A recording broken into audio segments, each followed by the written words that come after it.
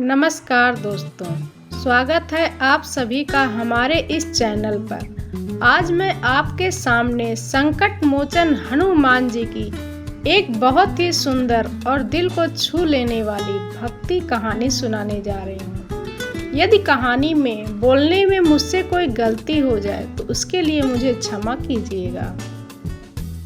बहुत पुरानी बात है, सावन का महीना था और चारों तरफ रिमझिम बारिश हो रही थी। एक छोटे से गांव में राजन नाम का एक सीधा साधा ब्राह्मण रहता था। राजन बचपन से ही हनुमान जी का परम भक्त था। उसका नियम अटूट था। वह रोज सुबह ब्रह्म मुहूर्त में उठता, नदी पर जाकर स्नान करता और फिर सीधे गांव के पुराने हनुमान मंदिर पहुंच जाता। वहां वह खुद झाड़ू लगाता, बाबा के विग्रह को स्वच्छ जल से स्नान कराता, सिंदूर का चोला चढ़ाता और फिर एकाग्र होकर हनुमान चालीसा और बजरंग बाण का पाठ करता था। उसके पास जो कुछ भी रूखा सूखा भोजन होता वह पहले हनुमान जी को भोग लगाता और फिर उसे प्रसाद रूप में ग्रहण करता। उसके जीवन में जो भी कुछ सुख दुख आता वह उसे हनुमान जी की इच्छा मानकर स्वीकार कर लेता था। गांव के लोग उसकी इस घोर दरिद्रता और अटूट भक्ति को देखकर अक्सर उसका मजाक उड़ाते थे। विशेषकर गांव के एक धनी व्यक्ति सुखदेव अक्सर कहते, राजन, तुम दिन रात इतनी पूजा करते हो लेकिन फिर भी तुम्हारी यह कंगाली दूर नहीं होती। तुम्हारे घर की छत हर बारिश में टपकती है। 2 वक्त की रोटी के लिए तुम्हें दूसरों के खेतों में इतनी मेहनत करनी पड़ती है। क्या तुम्हारे हनुमान जी तुम्हारी पुकार नहीं सुनते या फिर वह तुम्हारी सुध लेना ही भूल गए हैं? राजन हमेशा की तरह मुस्कुराता और शांत स्वभाव से कहता, सुखदेव भैया, मेरे बजरंग बली अंतर्यामी हैं, वह सब जानते हैं। वह मुझे उतना ही देते हैं जितने की मेरे इस शरीर को जरूरत है। परीक्षा हमेशा उनकी ली जाती है जो भीतर से मजबूत होते हैं। धन दौलत तो आज है कल नहीं है, लेकिन मुझे अपने प्रभु के चरणों पर जो भरोसा है वह अमर है। एक दिन अचानक मौसम ने करवट ली और पूरे इलाके में मूसलाधार बारिश शुरू हो गई। देखते ही देखते 3 दिनों तक पानी एक पल के लिए भी नहीं रुका। दिन में ही रात जैसा अंधेरा छा गया था। तेज हवाओं के कारण बड़े बड़े पेड़ उखड़ने लगे। गांव के पास से बहने वाली नदी उफान पर आ गई और बाढ़ का मटमैला पानी धीरे धीरे लोगों के घरों में घुसने लगा। राजन की झोपड़ी भी कच्ची मिट्टी और फूस की थी, जो पानी की लगातार मार से जगह जगह से दरकने लगी थी। छत से पानी की बूंदें लगातार नीचे गिर रही थी। गांव के लोग डर के मारे अपना अपना कीमती सामान, अनाज और सामान समेटकर ऊंचे पहाड़ की ओर भागने लगे। गांव के मुखिया और कुछ लोग राजन के घर के पास से गुजर रहे थे। मुखिया ने चिल्लाकर कहा, राजन, अपनी जान बचानी है तो तुरंत यह घर छोड़ दो और हमारे साथ चलो। नदी का मुख्य बांध कभी भी टूट सकता है। अपने इस हनुमान जी के भरोसे यहाँ अकेले मत बैठे रहो। वे तुम्हें बचाने खुद आसमान से उतरकर नहीं आएंगे। राजन ने हाथ जोड़कर पूरी विनम्रता से कहा, आप सब अपनी जान बचाइए, मुझे आपकी चिंता है, लेकिन मैं अपने आराध्य को इस बाढ़ में अकेला छोड़कर कहीं नहीं जा सकता। इसके बाद राजन ने अपनी हनुमान जी की पीतल की छोटी सी मूर्ति को एक साफ रेशमी कपड़े में लपेटा, उसे पूरी श्रद्धा से अपने सीने से लगाया और अपनी झोपड़ी के एक ऊंचे कोने में रखी लकड़ी की चौकी पर बैठ गया। बाहर का पानी लगातार बढ़ रहा था, लेकिन राजन की आंखें बंद थी। और वह पूरे विश्वास के साथ महामंत्र का जाप करने लगा। ओम हम हनुमते नमः। रात के करीब 12 बज चुके थे। बाहर बिजली कड़क रही थी और पानी का शोर अपने चरम पर था। तभी राजन के दरवाजे पर किसी ने बहुत जोर जोर से दस्तक दी। राजन ने तुरंत अपनी आंखें खोली और जाकर दरवाजा खोला। बाहर का दृश्य देखकर उसका दिल दहल गया। सामने 3 लोग खड़े थे। एक अत्यंत वृद्ध लाचार आदमी, एक साधारण सा नवयुवक और एक छोटा सा आबोध बच्चा जो ठंड से बुरी तरह से कांप रहा था। तीनों के कपड़े फटे हुए थे और वे पानी में पूरी तरह भीगे थे। वृद्ध आदमी ने हांफते हुए कहा, बेटा, हम बहुत दूर के एक गांव से आ रहे हैं। बाढ़ में हमारा घर बार और सब कुछ बह गया। हम इस गांव में आश्रय ढूंढ रहे हैं, लेकिन सबने अपने घरों में ताला लगा दिया है और जो लोग यहाँ हैं उन्होंने हमें धुतकार कर भगा दिया। क्या हम आज की इस भयानक रात में तुम्हारी इस छोटी सी कुटिया में शरण ले सकते हैं? राजन ने बिना एक पल की भी देरी किए उन तीनों को बड़े आदर के साथ अंदर बुला लिया।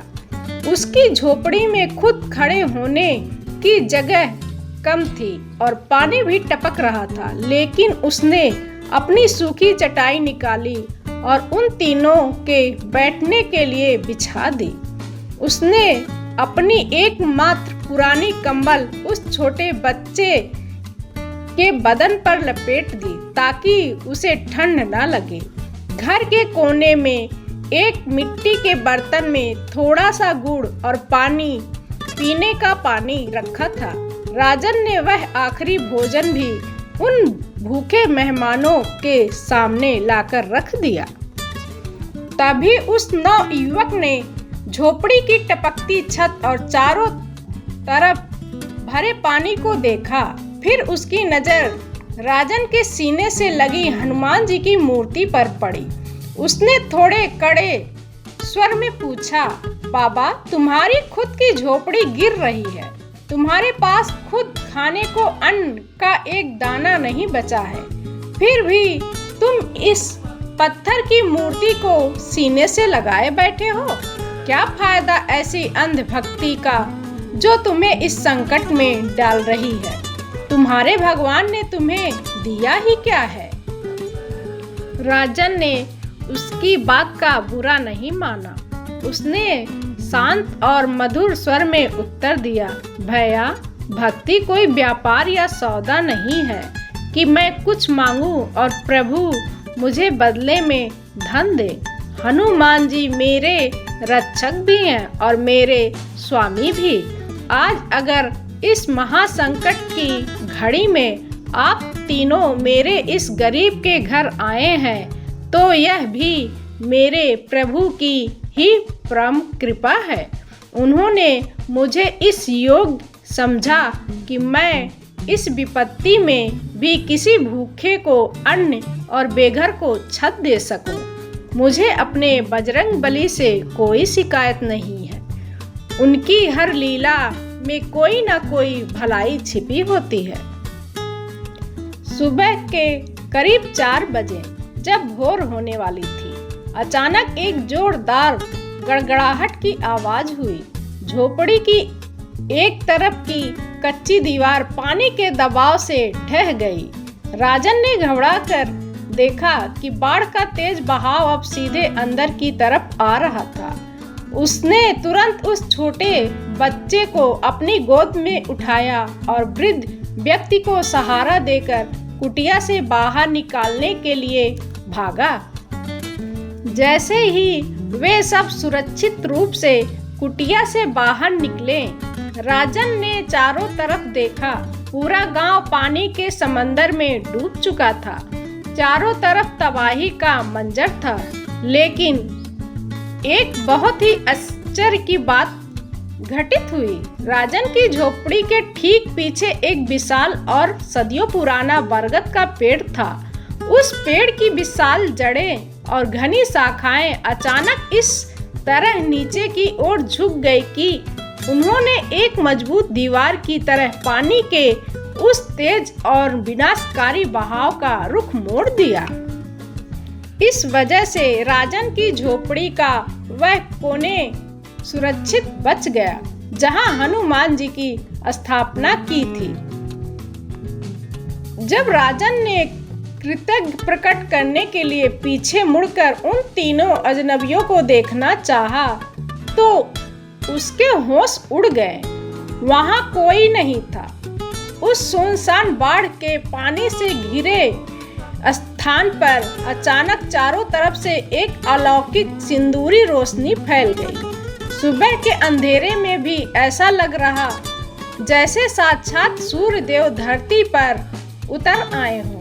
पूरी हवा में अचानक तुलसी, चंदन, शुद्ध कपूर की एक ऐसी दिव्य सुगंध फैल गई जो राजन के जीवन में कभी महसूस नहीं की थी।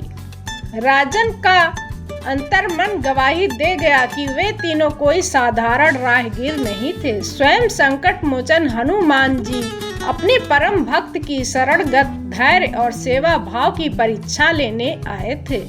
राजन की आंखों में आंसुओं की धारा बहने लगी। उसका रोम रोम पुलकित हो उठा। वह वहीं गीली मिट्टी पर घुटनों के बल बैठ गया और हाथ जोड़कर पूरे वेग से हनुमान चालीसा का पाठ करने लगा। दोपहर होते होते पानी का बहाव धीरे धीरे उतरने लगा। गांव के लोग जब पहाड़ों से वापस अपने घरों की स्थिति देखने लौटे तो वे सब शून्य रह गए। बड़े बड़े जमींदारों के पक्के मकान और सुखदेव की ऊंची दीवारें ढह चुकी थी, लेकिन राजन की वह कच्ची मिट्टी की झोपड़ी और विशेषकर वह हिस्सा जहां हनुमान जी विराजमान थे पूरी तरह से सुरक्षित खड़ा था। सुखदेव और गांव के मुखिया दौड़ते हुए राजन के पास आए और उनके चरणों में गिर पड़े। सुखदेव ने रोते हुए कहा, राजन, हमें क्षमा कर दो। हम तुम्हारी भक्ति को नहीं समझ पाए। आज हमने अपनी आंखों से देख लिया कि जो ईश्वर के भरोसे रहता है, ईश्वर स्वयं उसकी ढाल बन जाते हैं। इसके बाद पूरे गांव ने मिलकर उसी बरगद के पेड़ के नीचे हनुमान जी का एक भव्य मंदिर बनवाया। राजन ने पूरे गांव को यह अमूल्य सीख दी कि सच्ची भक्ति वह नहीं है जो केवल सुख के दिनों में भगवान का गुणगान करे और संकट आने पर सवाल उठाए, बल्कि सच्ची भक्ति वह है जो सबसे कठिन समय में भी भगवान पर अपना अटूट विश्वास बनाए रखे और हर जीव में ईश्वर का रूप देखकर उसकी सेवा करे। जय बजरंगबली।